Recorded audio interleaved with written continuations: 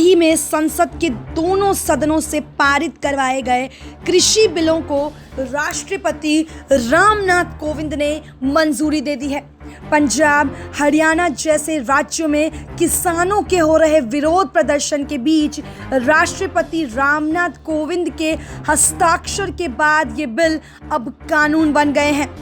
संसद ने हाल ही में कृषि उपज व्यापार और वाणिज्य विधेयक 2020 और कृषक कीमत आश्वासन समझौता और कृषि सेवा पर करार विधेयक 2020 तथा आवश्यक वस्तु विधेयक को पारित किया है, जिसका किसानों के अलावा कांग्रेस समेत कई विपक्षी दल विरोध कर रहे हैं। बिलों की वोटिंग के दौरान राज्यसभा में अभूतपूर्व हंगामा हुआ था। टीएमसी सांसद डेरेक ओब्रायन सहित विपक्ष के कई नेताओं ने बिल की कॉपी फाड़ दी और आसन के माइक को भी तोड़ डाला था।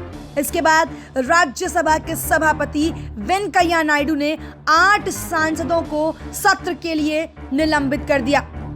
वहीं संसद से पारित होने के बाद कई विपक्षी दलों ने राष्ट्रपति रामनाथ कोविंद से अनुरोध किया था कि वे इन प्रस्तावित कानूनों पर हस्ताक्षर न करें। विपक्षी दलों ने राष्ट्रपति रामनाथ कोविंद को पत्र लिखा था।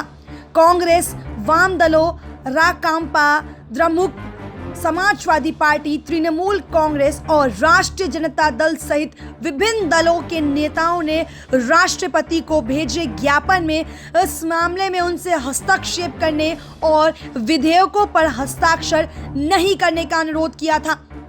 इसके अलावा बिलों के विरोध में कांग्रेस के वरिष्ठ नेता गुलाम नबी आजाद ने विपक्ष की ओर से राष्ट्रपति रामनाथ कोविंद से मुलाकात भी की थी। सड़क से संसद तक तीनों बिलों का विरोध हो रहा है। हरियाणा, पंजाब में किसानों ने मोर्चा संभाला हुआ है, तो वहीं अन्य दल भी जमकर इसका विरोध कर रहे हैं। किसान सरकार से बिलों को वापस लेने की मांग कर रहे हैं। पंजाब के अमृतसर में किसान रेल रोको प्रदर्शन के तहत रविवार को अमृतसर दिल्ली रेल मार्ग पर जमे रहे।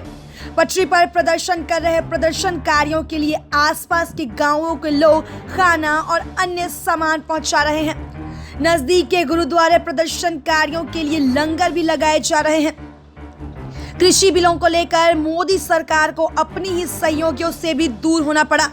दरअसल शिरोमणि अकाली दल की सांसद हरसिमरत कौर ने पहले मोदी कैबिनेट से इस्तीफा दे दिया और फिर शनिवार को शिरोमणि अकाली दल ने भी एनडीए से अपना नाता तोड़ लिया।